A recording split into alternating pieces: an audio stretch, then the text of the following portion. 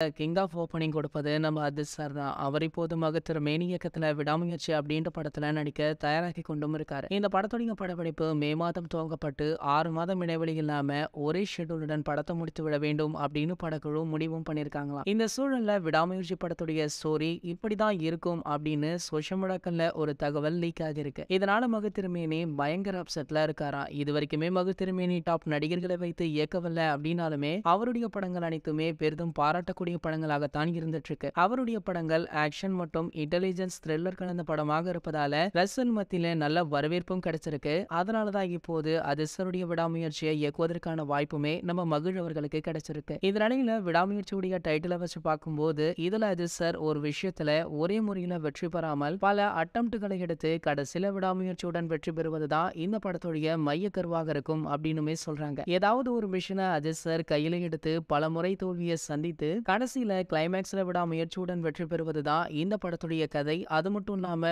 ஒரே முயற்சியில சக்சஸ் கிடைச்சிட்டா விடாமுயற்சிக்கு அர்த்தமில்லாமல் போயிடும். முன்னாடி எல்லாம் அஜித் படங்களுக்கு அவர் படத்துல நடிக்கும் கதாபாத்திரத்துடைய பெயர் தான் டைட்டிலா வைப்பாங்க. அதை நிறுத்திட்டு சமீப காலமாகவே வீரம், விவேகம், விசுவாசம், வலிமை, அதன் தொடர்ச்சியாக தற்போது விடாமுயற்சி அப்படின்னு பாசிட்டிவான வைப்ரேஷன் இருக்கக்கூடிய டைட்டில அஜித் சார் தேர்ந்தெடுத்துட்டும் இருக்காரு. இதனால ரசிகர்களுக்கு ஒரு விதமான பாசிட்டிவிட்டி இருக்கும் அப்படின்னு அஜித் சார் நம்புறாரா? இப்போது விடாமுயற்சியுடைய கதை எப்படி இருக்கும் அப்படின்றது ஓரளவிற்கு ரசிகனுக்கு தெரிந்துவிட்டால் கூட படக்குழு படத்துல நிச்சயம் வித்தியாசம் காட்ட வேண்டும் அப்படின்னு சொல்லப்படுது. சோ இதனடுத்து பாத்தீங்கன்னா இந்த படத்துடைய மோஷன் போஸ்டருமே ஒரு பக்கம் தயாராகிட்டும் வருதா. ரீசெண்டாக தான் அஜித் சாருடைய பிறந்தநாளையொட்டி இந்த படத்துடைய டைட்டிலை ரிவீல் பண்ணாங்க. சோ அடுத்ததாக இந்த படத்துடைய மோஷன் போஸ்டர் வெளியாகவும் இருக்கு. இதற்காகவும் தல ரசிகர்கள் ரொம்பவே ஆவலுடனும் வெயிட் பண்ணிட்டும் இருக்காங்க. இது போன்ற நம்ம அஜித் சாரை பற்றி வெளியாகும் அனைத்து செய்திகளுமே நீங்கள் உடனே தெரிஞ்சுக்க நம்மளுடைய அஜித் 360 அப்படின்ற நம்ம சேனலை சப்ஸ்கிரைப் பண்ணிக்கோங்க. மேலும் பக்கத்தில் உள்ள பெல் ஐகானை கிளிக் பண்ணிட்டீங்கன்னா நீங்க நம்ம வீடியோவை மிஸ் பண்ணாம பார்க்கலாம்.